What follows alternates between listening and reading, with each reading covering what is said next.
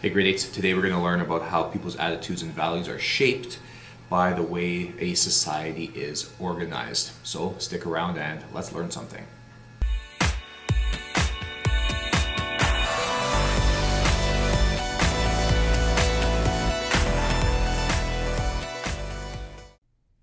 Lesson 1.2. How are people's attitudes and values shaped by the way that a society is organized? Just giving you a heads up, this is the longest lesson in this entire year. Lesson 1.2. Okay, the first thing that we need to understand is that society back in medieval times was based off of feudalism. And feudalism was a hierarchy where we have the crown, so the royalty, the king or queen is at the very top. And then as you go down, you are less important than the crown. So at the very bottom would be the people like you and me. Back then, we would be called the commoners. We would be either freeholders or we would be serfs. And the image here shows freeholders. In the definitions, in the vocabulary, it's a freeman. Okay, and basically, it's a rank of importance. Different from today, if you are born into a specific rank, you stay in that rank no matter how hard you work to get out. That is where you are staying. If you are a commoner, you stay a commoner. If you are part of the knights class, you stay as a knight, so on and so forth.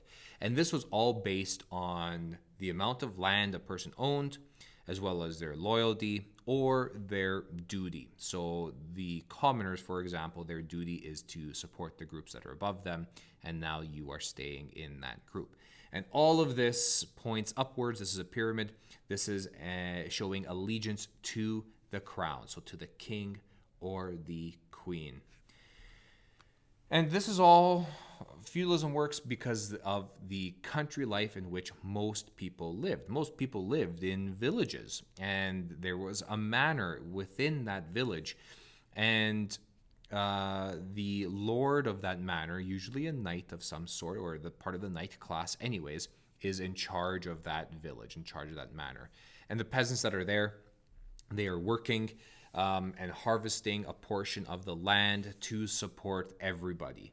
And they did so in a cooperative way. So the peasants were they were individuals, yes, obviously, but they worked together for the good of the whole village. And they paid a portion of their harvest to the lord of the manor. So kind of like your taxes. And they also did pay taxes, but they also paid a portion of the fruits of their labor. And not only were they responsible for farming, peasants were also responsible for building roads, clearing forests. It was tough to be a peasant. And the common class, and we saw this, freeholders and serfs, the common class was split into two types. You had freemen and you had serfs. Freemen, they rented land from the lord and they worked for pay. Not a lot of pay, but they worked for some little pay. And usually, a freeman was somebody who had a skill that the rest of the peasants, the other serfs, did not have. So the lord of the manor wanted to keep these freemen there. Serfs, on the other hand, this is the majority of the peasants, they weren't allowed to leave unless they had permission to leave. And if they did get permission from the lord, they could only travel to the nearest town. And towns basically were farming communities that were close to a castle, a palace, or a monastery. For the majority of this chapter, we are just going to consider the castle that is going to be the center of that town. And the towns were nice because they had stone walls to protect from invaders. And the towns were also nice because you had shops in the town. So whatever little money peasants were able to save, they could then use it in the towns to buy things. But as you'll see, they weren't able to buy a lot of things. Now, those are the benefits of the towns. The towns were also filthy, dirty, crowded, rat-infested places that were not very appealing. They didn't have sanitation like what we have today, because it was a walled town. They were very crowded. And what loves crowds and what loves dirt? Well, rats love it. So oftentimes you would see, it was very common to see rats kind of running around, scurrying around.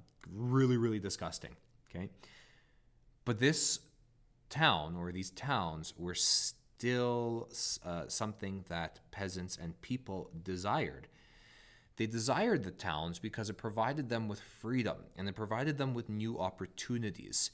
So if a peasant was able to make his way or her way out of the village and into the towns, then there are new opportunities there. And there's a lot more freedom in the towns. They could do whatever they wanted. They weren't forced into marriages. They weren't having to be farmers. They could focus on things that they actually enjoyed doing. And more importantly, they could marry whomever they wanted, and they could finally make some decent money. Because in the towns, you don't have farms.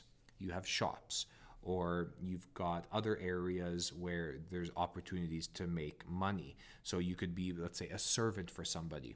Or you might have a trade or a skill that's really good, and you could become, let's say, a blacksmith, and now you're making a lot of money.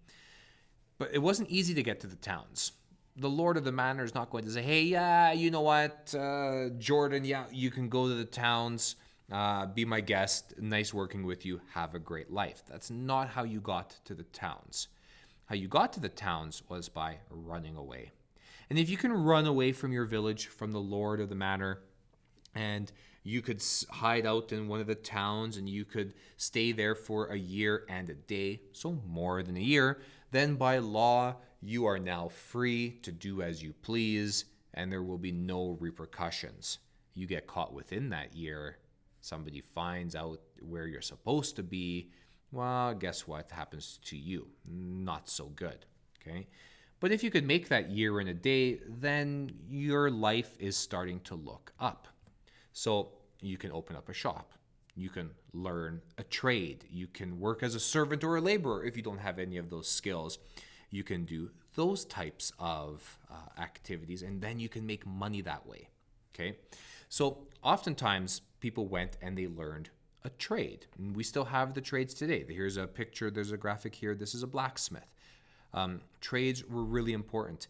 And eventually there was enough people in the trades that they created something called guilds.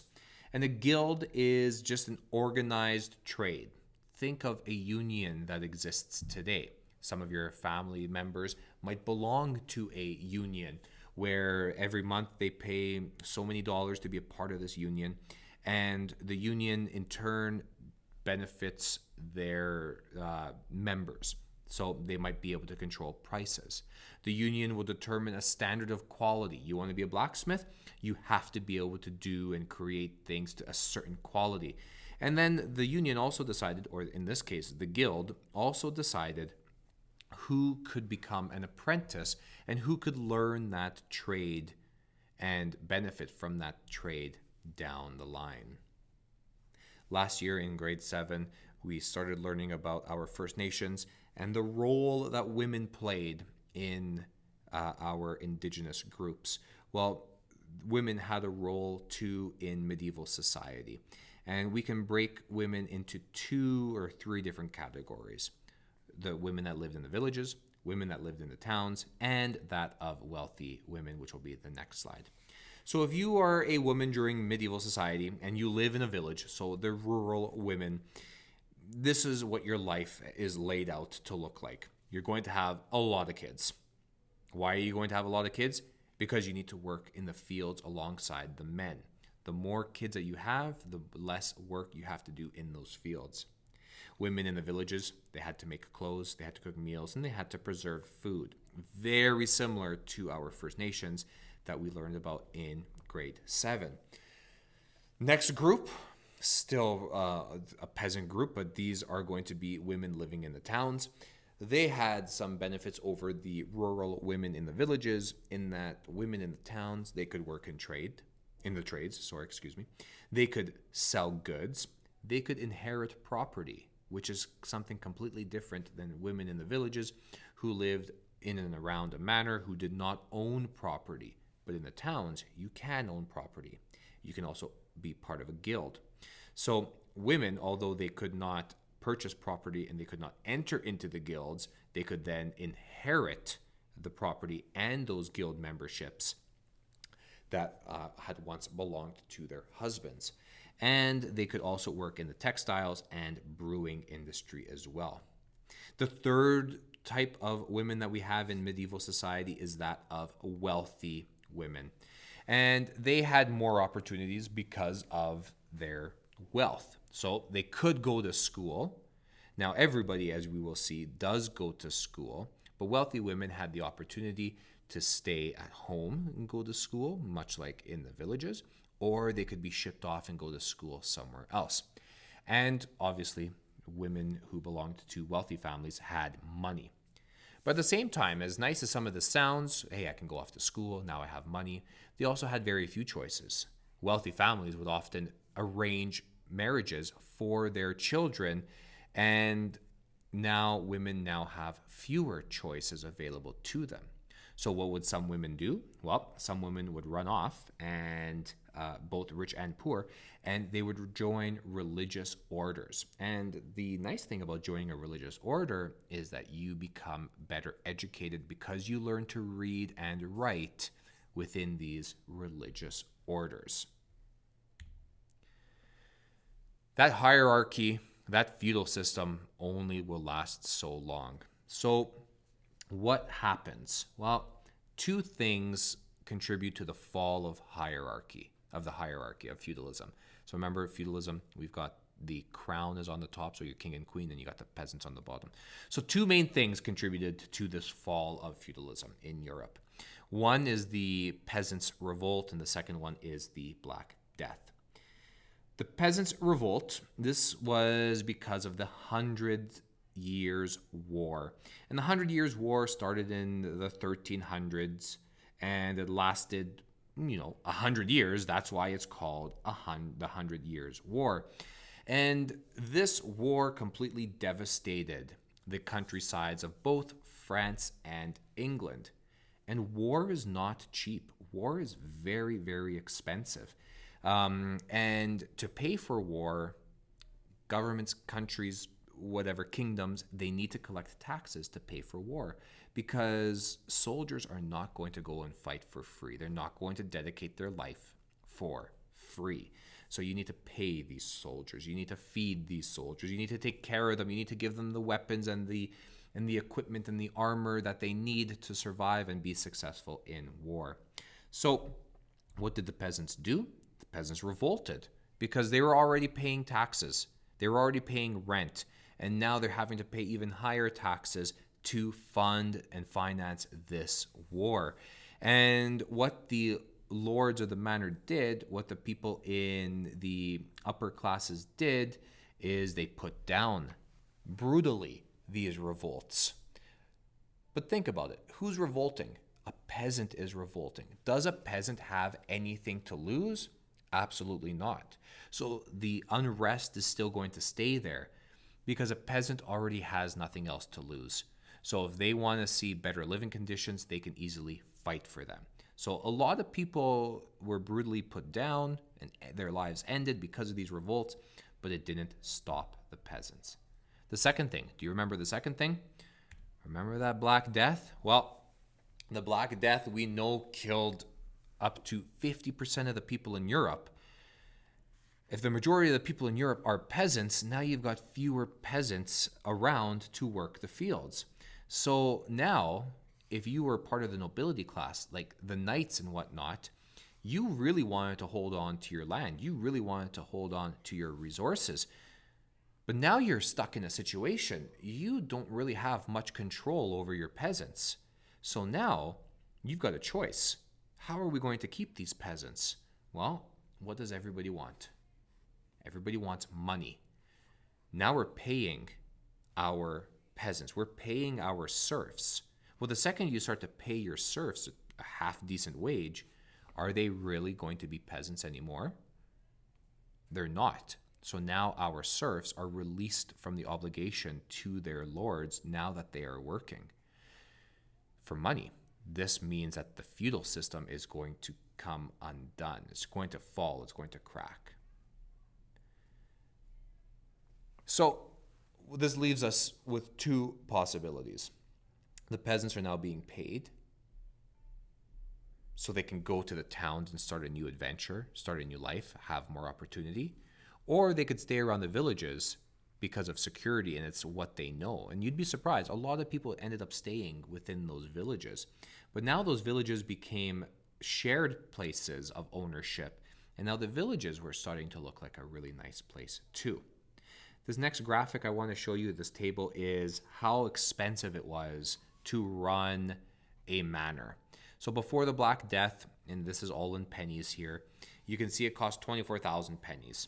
Okay, you had 200 serfs who lived and worked on the manors, and the wages were kept low.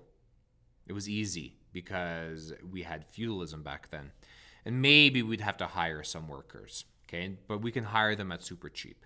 So really, it's only going to cost us 24,000. But after the Black Death, okay, we've got somewhere between a third, maybe even less, to about a half.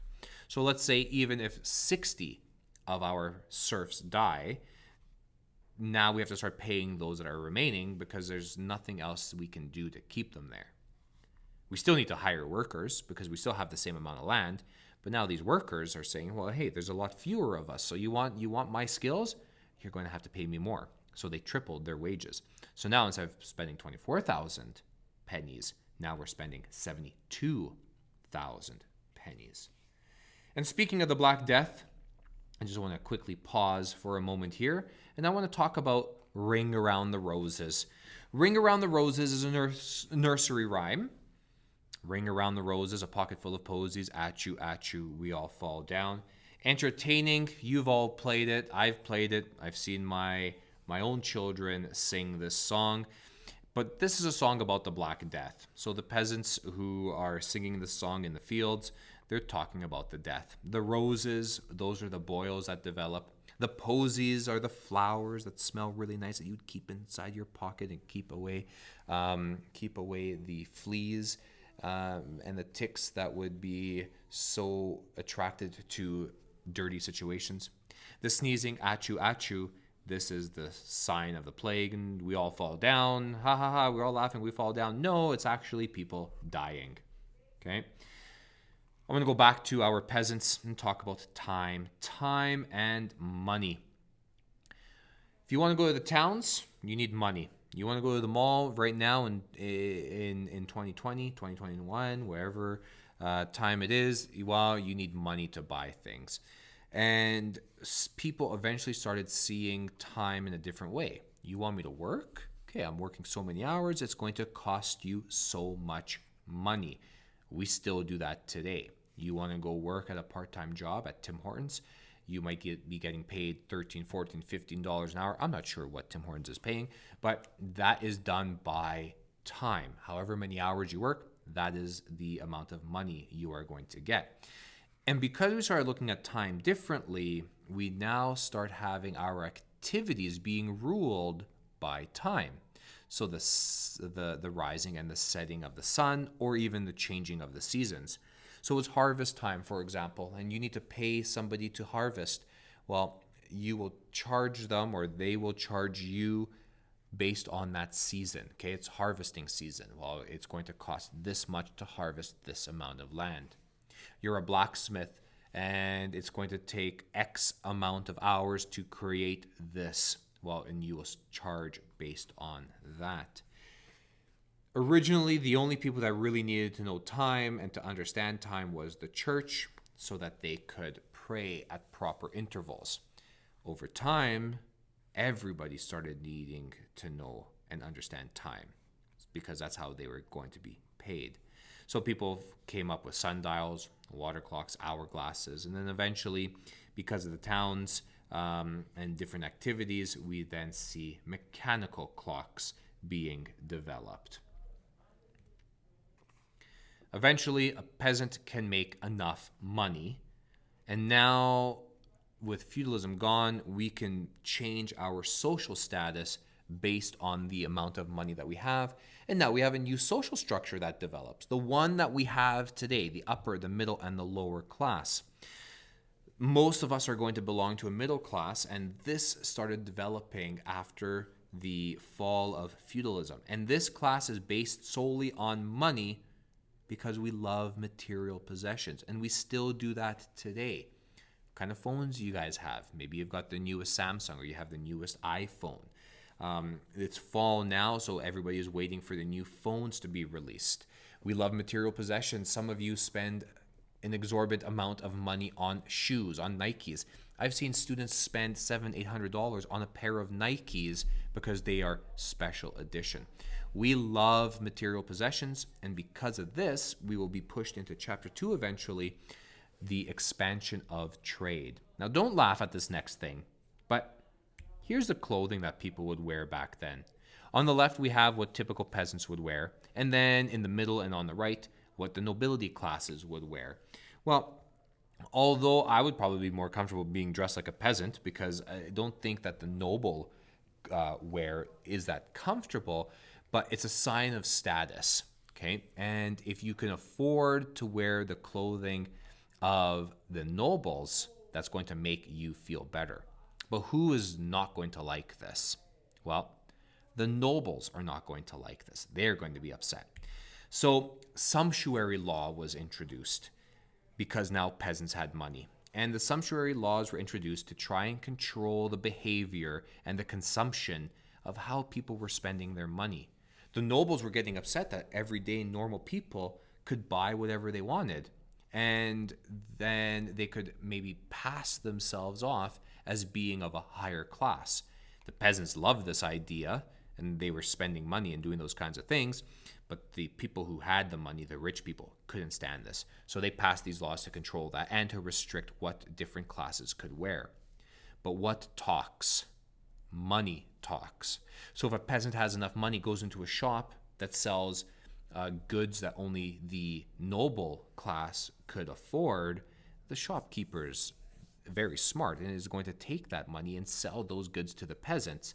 So these sumptuary laws did not last very long. So now we've got money flowing freely up and down in the different classes, and now we have the different classes emerge. These are the classes that exist today: upper, middle, and lower classes. The names have changed a bit since then, but we still have these classes today. Who is within each class has also changed today. The names have changed, but this is the new social structure that developed during the fall of feudalism. We have a top, we have a middle, and we have a lower class, the bottom level. You will be responsible for knowing these levels and the people that fall within these levels for our test. Okay, I would like you guys to head over to the questions section for this chapter and complete them.